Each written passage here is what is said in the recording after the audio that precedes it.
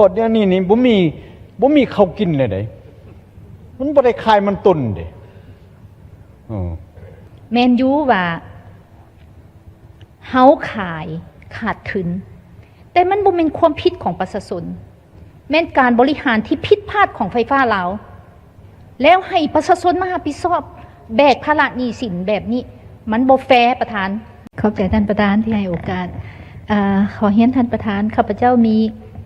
คำถามเดียวกันยังคัดข้องใจอยู่โดยเฉพาะเป็นเรื่องไฟฟ้าเข้าใจว่าท่านรัฐมนตรีมารับใหม่ก็น่าเห็นใจอยู่แต่ว่าก็ลีกความรับผิดชอบบ่ได้เนาะเพราะว่าเฮาในฐานะผู้แทนประชาชนนี่นะสิไปอธิบายแบบใดบ่ทุกคนจ้องท่าอยู่ประผู้แทนสิลงมาอธิบายนี่สุดนี่ก็สิได้ครอบได้ท่านประธานอันสภานครหลวงข้าพเจ้าจักสิได้ลงไปบ่บู้นี่สมมุติว่าเนาะสิลบแนวใดก็ลบบ่ได้แล้วท่านประธานเพราะฉะนั้นตัวนี้นี่มันอยากให้เอาใจใส่แท้ๆเนาะแมนยูว่าเฮาขายขาดทุนแต่มันบ่เป็นความผิดของประชาชนแม่นการบริหารที่ผิดพลาดของไฟฟ้าลาวแล้วให้ประชาชนมารับผิดชอบแบกภาระหนี้สินแบบนี้มันบ่แฟร์ประธานเนาะอันนี้ข้าพเจ้าขออนุญาตใช้ภาษา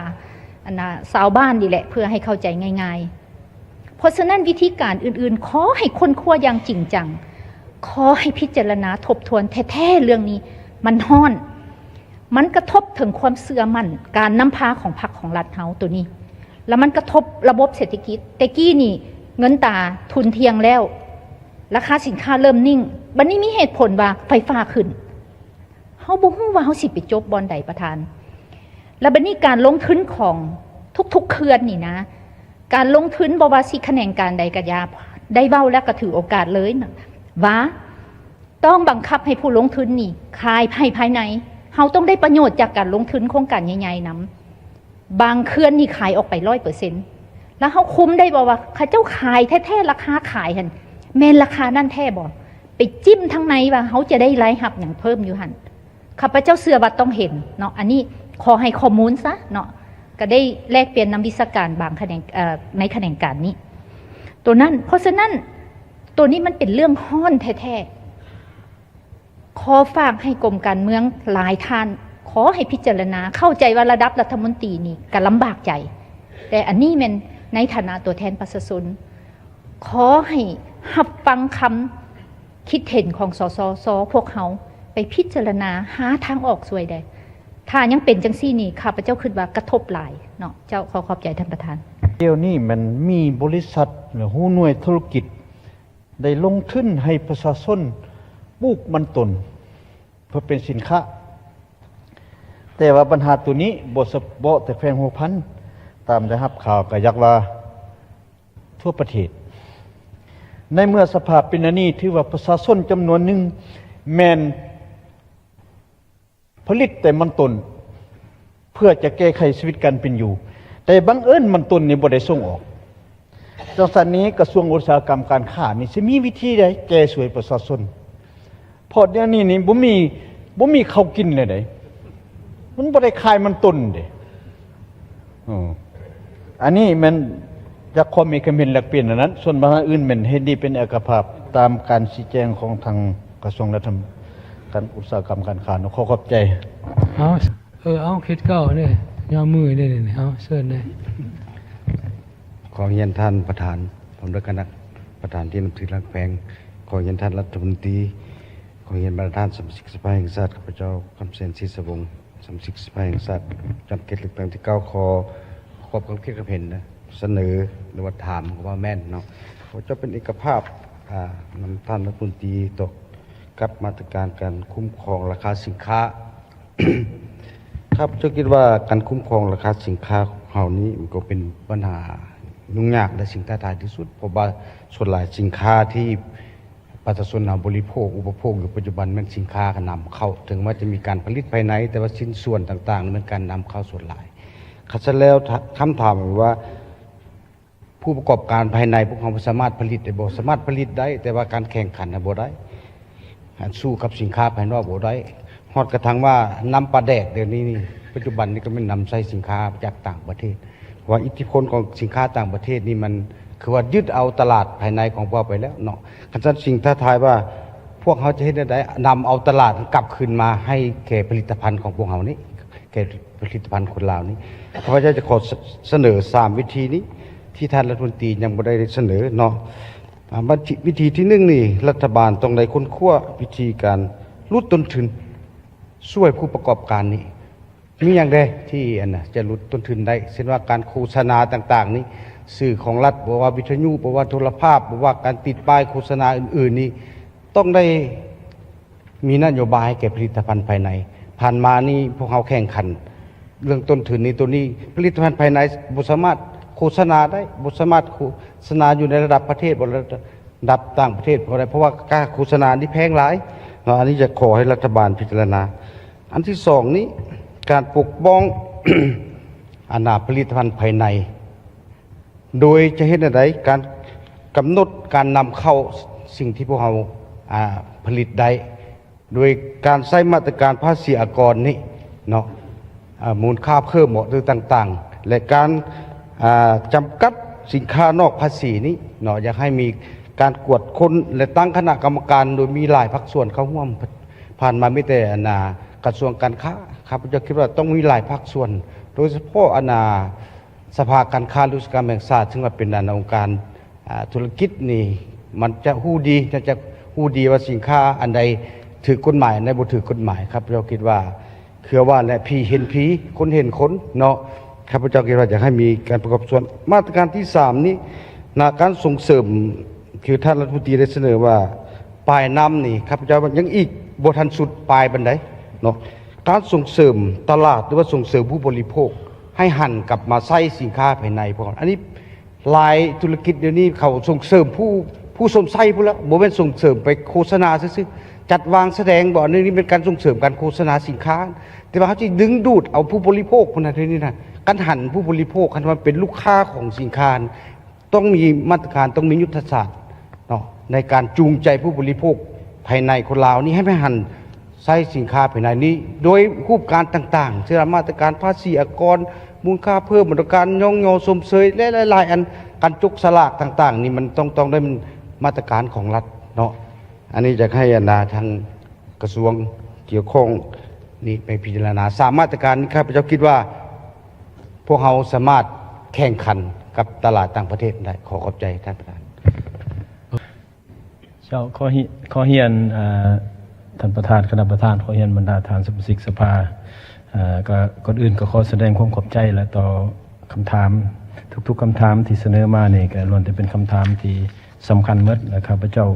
ก็อยากตอบทุกๆคำถามแหละใน9คำถามนี้แต่ว่าอิงใช้เวลานี่ข้าพเจ้าสิขอตอบไม่ได้ครบแค่10 นาทีเนาะอันใดที่บ่ได้ตอบสิขอเฮ็ดเป็นบทส่งให้ประธานคำถามที่1นี้เกี่ยวกับปัญหาราคามันต้นตกต่ำและบ่สามารถส่งมันต้นออกได้นี่อันนี้ก็เป็นปัญหาหนึ่งที่ทางกระทรวงอุตสาหกรรมและการค้าให้ความสำคัญในระยะผ่านมานี่ทางกระทรวงอุตสาหกรรมค้าก็ได้ประสานสมทบกับกระทรวงเกษตรกรรมและป่าไม้ที่จริงข้าพเจ้าเองก็ได้แลกเปลี่ยนกับท่านรัฐมนตรีกระทรวงเกษตรกรรมและป่าไม้เพราะว่ามาเบิ่งนำกันว่าความรับผิดชอบในการคุ้มครองหรือแก้ไขปัญหามันต้นนี่อยู่คอร์ดใดแม่นเกษตรกรรมอยู่คอร์ดใดแม่นการค้าหิงใส่การแลกเปลี่ยนดังกล่าวนี้ข้าพเจ้าชื่อว่าพวกเราเป็นเอกภาพกันก็คอร์ดการค้าหรืออยู่ในคอร์ดปลายพี่ในคอร์ดตลาดเนาะฉะนั้นในระยะผ่านมาพวกเราก็ได้รับคำเสนอจากกระทรวงเกษตรกรรมว่าอยากให้ช่วยเจรจาเรื่องตลาดในระยะผ่านมาพวกเราก็ได้แลกเปลี่ยนกับรัฐมนตรีการค้าข้าพเจ้าของร่วมกองประชุมรัฐมนตรีเศรษฐกิจอาเซียนก็ได้แลกเปลี่ยนกับหลายภาคส่วนปัญหาสาเหตุที่ราคามันต้นตกต่ำมันก็มีหลายสาเหตุเนาะแต่ว่าประเทศที่เป็นผู้ซื้อเขาลดการนำเข้าลงฉะนั้นในเวลาเขาเจรจากับเขาเจ้าหันก็ยากหลายที่เขาจะเปิดเพราะเขาจะต้องปกป้องภายในของเขาเจ้านะฉะนั้นจึงกระทรวงการค้าจึงได้ค้นคว้าเสนอนำรัฐบาลเพื่อให้จัดกองประชุมปรึกษาหารือปัญหาดังกล่าวนี่แล้วพวกเขาก็ได้จัดขึ้นแท้อันนี้ก็เป็นข้อริเริ่มของกระทรวงการค้าได้จัดอยู่แขวงจำปาสักในเวลานั้นหัวข้อนี่ภาคส่วนที่รับผิดชอบโดยกงก็เป็นกระทรวงเกษตรกรรมและป่าไม้ได้ค้นคว้าได้รายงานได้เสนอทิศทางแก้ไขซึ่งข้าพเจ้าคิดว่ารายละเอียดนี่จะมีเป็นบทรายงานเนาะที่สามารถแบ่งปันกับท่านได้แต่ แต่พร้อมกันนั้นข้าพเจ้าได้เว้าเรื่องปัญหาราคาสินค้ามาซึ่งได้พิจารณาว่าเฮาจะแก้เฮาต้องแก้เบื้องต้นนำกลางนำและปลายนำเนาะเขตขอดต้นนำและขอดผลิตนี่แหละเนาะการวางแผนการปลูกอย่างต่างๆแต่ขอดกลางนี่พวกเฮายังอยากขาดอยู่ขอดกลางนี่มันยังการเต่าโฮมการกำหนดปริมาณผลิตเนาะการปรุงแต่งต่างๆฉะนั้นพวกเฮาก็มีความจำเป็นจะต้องได้มีการประสานสมทบในขอดของการปลูกในขอดของการปรุงแต่งติดพันกับการส่งออกจึงจะสามารถแก้ไขปัญหาดังกล่าวนี้ได้ข้าพเจ้าคิดว่าเป็นปัญหาหนึ่งที่พวกเฮาสามารถแก้ไขได้แต่อาจจะต้องมีการค้นคว้าวางแผนให้มันเป็นระบบในหนึ่งข้าพเจ้าจะขอรับเอาปัญหาดังกล่าวนี้สืบต่อปรึกษาหารือกับกระทรวงเกษตรกรรมเพื่อแก้ไขปัญหาดังกล่าวปัญหาที่2เกี่ยวกับปัญหาการขึ้นค่ากระแสไฟฟ้านี่เนาะซึ่งอยู่ในนี้กับพัวพันกับข้อที่6เนาะที่สสวลียกขึ้นนี่จะมีวิธีการแก้ไขแนวใดเพื่อให้ราคาลดลงอยู่ในบทที่ข้าพเจ้าได้อธิบายก็ได้ยกบางกรณีบางตัวอย่างข้าพเจ้าคิดว่าการส่งเสริมแต่มันอาจจะใส่เวลาหนึ่งการส่งเสริมการผลิตหรือว่าแหล่งผลิตใหม่ที่ทางบริษัทไฟฟ้าลาวนี่ได้มีสัญญาผูกพันแล้วเช่นการผลิตพลังงานไฟฟ้าเพิ่มเติมเพื่อสนองให้แก่การสวมใส่ภายในนี่คิดว่าเป็นปัญหาหนึ่งที่จะต้องได้เอาใจใส่ความจริงแล้วครับพระเจ้าก็ได้แลกเปลี่ยนเมื่อวานนี้กับท่านอดีตหัวหน้าอำนวยการรัฐสิทธิไฟฟ้าลาวนี่ทางเลือกหนึ่งที่สามารถเฮ็ดได้ก็แม่นเรื่องการผลิตไฟฟ้าจากพลังงานถ่านหินเนาะซึ่งพวกเฮาก็มีบ่อถ่านหินอยู่หลายจุดอยู่แต่ว่าปัจจุบันนี่ยังบ่ทันเกิดมีโรงงานไฟฟ้าเถื่อค่ะกรณีว่าพวกเฮาสามารถเนาะหันเอาการนำใส่บ่อถ่านหินดังกล่าวมาผลิตไฟสนองเฉพาะการผลิตและการสวมใส่ภายในได้ก็จะสามารถสร้างพลังงานดังกล่าวเพื่อสนองภายในบางเทื่ออาจจะเป็นนโยบายเฉพาะของรัฐบาลซึ่งปัญหาดังกล่าวนี่ข้าพเจ้าขอรับเอาไปค้นคว้าลงลึกตื่มก่อนเนาะว่าสิมีความเป็นไปได้แนวใดเพื่อเสนอรัฐบาลเพื่อผลิตทดแทนพลังงานเพราะว่าปัจจุบันนี่พลังงานหรือการนำใส่พลังงานมันก็มีการเพิ่มขึ้นเนาะมีการเพิ่มขึ้นฉะนั้นถ้าเฮาหากบ่สามารถเล็งเรื่องการผลิตเพื่อสนองให้แก่การสวมใส่ภายในนี่ก็จะมีผลกระทบแต่พร้อมกันนั้นเนาะการเจรจากับคู่สัญญาที่เฮ็ดการผลิตเพื่อส่งไฟออกนี่อันนี้ก็เป็นอีกข้อนึงที่พวกเราอาจจะได้ทบทวนค้นคว้าความเป็นไปได้ในการเจรจาปัญหาดังกล่าวตามข้าพเจ้าเข้าใจนี่ผ่านมานี่ทั้งเบื้องไฟฟ้าลาวทั้งเบื้องกรมเกี่ยวข้องของกระทรวงพลังงานและบ่อแห่ในอดีตก็ได้มีความพยายามสูงแหละในการเจรจาปัญหาดังกล่าวแต่ก็มีความเป็นไปได้ยากจนมันมีสัญญาผูกพันระยะยาวแต่ถึงอย่างไรก็ตามพอจะทบทวนขึ้นว่ามีอันใดตืมที่สามารถปรึกษาหารือกับผู้พัฒนาได้เพื่อสามารถสนองไฟนี่ให้แก่ภายในให้ได้หลายขึ้นในราคาที่ถูกลงก็โดยรวมแล้วจะขอรับเอาบรรดาคำเสนอต่างๆนี่ไปค้นคว้าเพราะปัจจุบันนี่ทางกระทรวงก็ยังอยู่ในกระบวนการประเมินผลกระทบอยู่เนาะข้าพเจ้าก็เห็นบทรายงานเมื่อวานนี้จากทางภาคส่วนที่เกี่ยวข้องของกระทรวงพลังงานบ่อแห่ในเมื่อก่อนนี่ได้ประเมินแต่พวกเราจะเอาคำคิดความเห็นของสมเด็จพระนี่มากวดขึ้นการประเมินดังกล่าวตื่มเพื่อรายงานรัฐบาลแต่หากมีมาตรการใดตื่มที่พอสามารถเฮ็ดได้บางเทื่อในตอนหน้าข้าพเจ้าคิดว่าเวลาเฮาคนควบประเมินนี่จะขอเชิญมาตรฐานที่ได้มีคำเห็นหลายอันที่เป็นประโยชน์นี่มามีคำเห็นให้ตื่มเพื่อให้มาตรการที่เสนอรัฐบาลนี่มีความรอบคอบรัดกุมขึ้นตื่มปัญหาที่3เรื่องสินค้าราคาแพงเนาะซึ่งอยู่ในหันมี2คำถามที่ครับเจ้าจะขอตอบไปเลย1มันการเฮ็ดหันค่าพิเศษหันค่าขายสินค้าราคาพิเศษหรือราคาถูกที่จริงแล้วตัวนี้นี่ทางกระทรวงการค้าได้ปัจจุบันนี่กำลังเฮ็ดโครงการนึงทดลองกับกลุ่มผลิตเนาะเฮ็ดอยู่กระทรวงอุตสาหกรรมการค้าและเป็นห้องขายนึงแล้วพยายามจะขายสินค้าในราคาทดลองโดยพยายามตัดขอดกลางไหมว่าซื้อน้ำผู้ผลิตมาขายอยู่หันเลยปัจจุบันนี่พวกเรายังเฮ็ดทดลองอยู่เนาะพวกเราก็สิประเมินผลว่าที่จริงแท้มันก็รู้สึกว่าสินค้าที่มาวางขายก็ยังบ่ทันหลากหลายปานใดการผลิตก็ยังบ่ทันต่อเนื่องซึ่งพวกเราจะต้องได้แก้ไขข้อดังกล่าวนี้เพื่อเฮ็ดให้สินค้าดังกล่าวขายในราคาที่บ่เพียงแต่ราคาถูกลงแต่เป็นสินค้าที่ผู้บริโภคนี่ต้องการจึงสามารถเฮ็ดได้ซึ่งอันนี้ขอครับส่วนคำเสนอของสมาชิกสภาพอคำแสนเนาะเกี่ยวกับ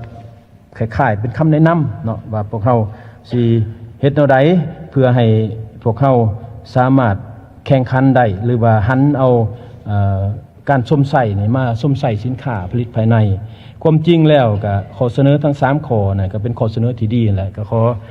แจ้งให้บรรดาท่านทราบว่าในระยะผ่านมานี้กระทรวงอุตสาหกรรมการค้าก็ได้แต่งตั้งคณะโดยมีการร่วมมือระหว่างสภาการค้าและกระทรวงอุตสาหกรรมและการค้าอยู่ในหันบ่ได้กำหนดถึง9มาตรการและมาตรการที่พวกพันอยู่ในนี่ก็มีมาตรการคุ้มครองราคาสินค้ามาตรการส่งเสริมการผลิตเพื่อทดแทนการทำมาตรการส่งเสริมการสวมใส่สินค้าภายในมาตรการดังกล่าวเนี่ยพวกเขาได้แลกเปลี่ยนกับสภาการค้าเป็นปกติได้เนาะมีแต่ในการประชุมเถื่อต่อไปขอเชิญท่านป.คำแสนนี่เขาห่วมตืมเพราะว่าปรากฏว่าสภาการค้าก็ได้ส่งตัวแทนมาแล้วพวกเขามาเบิ่งมาตรการตัวจริงว่าสิปรับปรุงอันใดตืมอันใดเฮ็ดได้อันใดเฮ็ดบ่ได้แต่พยายามพวกเขากับพยายามอยู่ในระยะผ่านมาแต่การลดต้นทุนของการผลิตนี่ก็ยังเป็นสิ่งท้าทายอยู่แต่ถึงอย่างไรก็ตามข้าพเจ้าครับว่าคำเสนอที่เว้ามานี่มันคำเสนอที่ดีและมีเหตุผลเพียงแต่ว่าในภาคปฏิบัตินี่มันยังมีหลายปัญหาที่เฮ็ดให้พวกเขาเฮ็ดบ่ได้เฮาสิแก้ไขปัญหาดังกล่าวขึ้นเอาใดอันนี้สิขอรับไปแล้วก็พร้อมกันนั้นจะปรึกษาหารือตื่มในรายละเอียดส่วนปัญหาที่4ปัญหาที่5นะปัญหาที่5เกี่ยวกับการปฏิบัติเข้มงวดต่อการสืบต่อขุดค้นฝ่าฝืนขุดค้นหรือว่าสำรวจแห่ถาดนี่สิมีมาตรการปฏิบัติแนวใดให้มันเข้มงวดอันนี้ก็ได้เสนอใน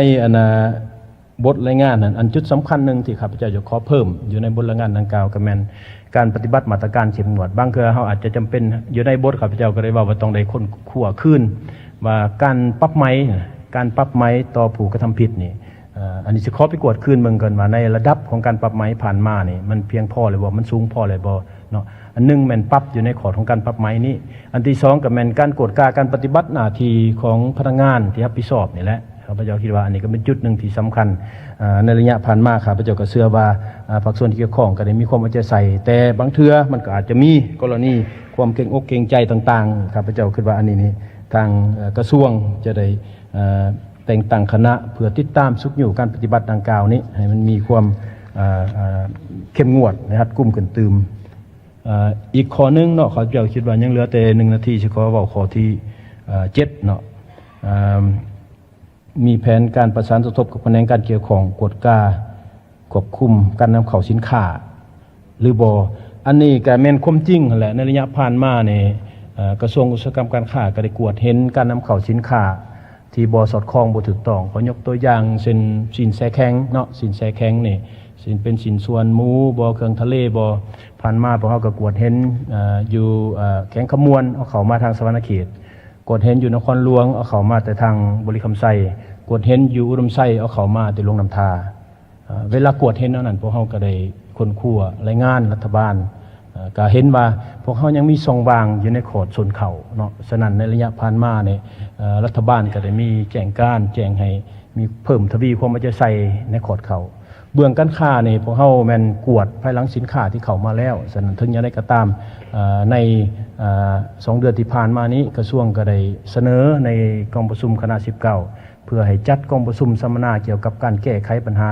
การค้าสินค้านอกระบบแต่ความหมายว่าการค้าสินค้านอกระบบหมายความว่าแม่นแต่แขนงอุตสาหกรรมการค้าเป็นผู้คุ้มครองอันนี้มันพัวพันอยู่หลายๆขอดฉะนั้นพวกเราจะดำเนินกองประชุมดังกล่าวเพื่อหาทิศทางและมาตรการที่เข้มงวดรัดกุมในการคุ้มครองการนำเข้าสินค้าดังกล่าวแต่พร้อมกันนั้นเบื้องการค้าเองในปัจจุบันเนี่ยพวกเราก็สืบต่อเล็งกวดกาตามเบาะแสเห็นสินค้าที่มีขายอยู่ท้องตลาดที่บ่สอดคล้องตามระเบียบกฎหมายเพื่อปฏิบัติมาตรการอย่างเข้มงวดต่อผู้กระทำผิดข้าพเจ้าขออนุญาตมีคำเห็นตอบเพียงเท่านี้ส่วนปัญหาอื่นที่บ่ท่านได้ตอบนี่จะขออนุญาตเฮ็ดเป็นบทรายงานแต่พร้อมกันนั้นก็ยินดีแลกเปลี่ยนในทุกโอกาสนำมาด่าท่านสภาในปัญหาที่ท่านสนใจและข้าพเจ้าบ่ได้ตอบนะ